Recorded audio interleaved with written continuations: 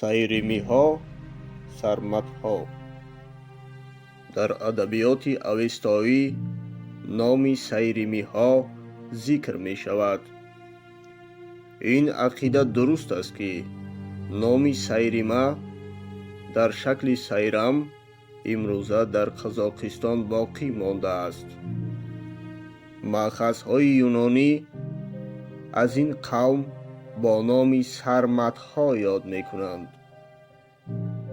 сайримиҳо ё сарматҳо дар ғарб то соҳилҳои чапи Дануб ва дар шарқ то кӯҳҳои Данук ва Уралро дар бар мегирифтанд. Ҳеродот ёдовар мешавад, ки сарматҳо дар аввал чун гурӯҳҳои пароканда зиндагӣ мекарданд. Сарзамини сарматҳо хеле паҳновар буд ва онҳо мардумони чорвапарвару кӯчӣ буданд.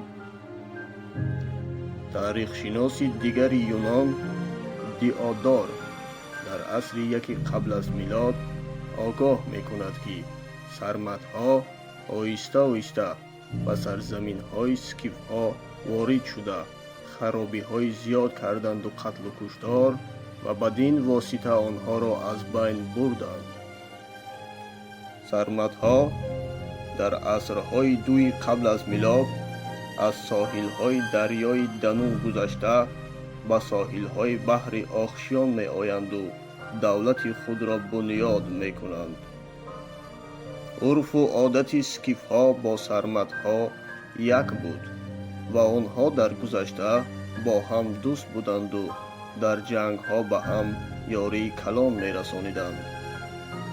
занони сарматҳо дар баробари мардонашон дар ҷангҳо ҷасурона иштирок мекарданд.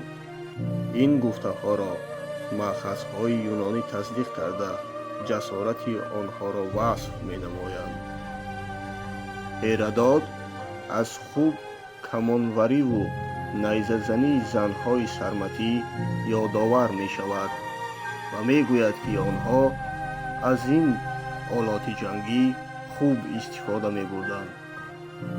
гурӯҳҳои сарматҳои асрҳои 8 ва 6 қабл аз милод чоркунҷа буд ва онҳо лаҳад кофта ҷасадро дар он мегузоштанд. ба сарматҳо, ки яроқ хос буд, ба ҷасад дар гур ин камону найзаву тоскулоҳҳоро ҷой дода мегурониданд.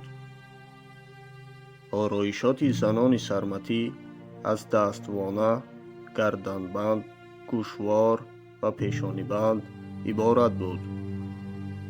дар асрҳои 4 ва 3 қабл аз милод сарматҳо иттиҳодияи бузурги худро ташкил карда ба қисматҳои Қавқози Шимолӣ, Осиёи Миёна ва соҳилҳои баҳри Охшиён паҳн мегарданд. дигар сарматҳо бо славянҳо, русҳо, украинҳо ва туркҳо омезиш меёбанд.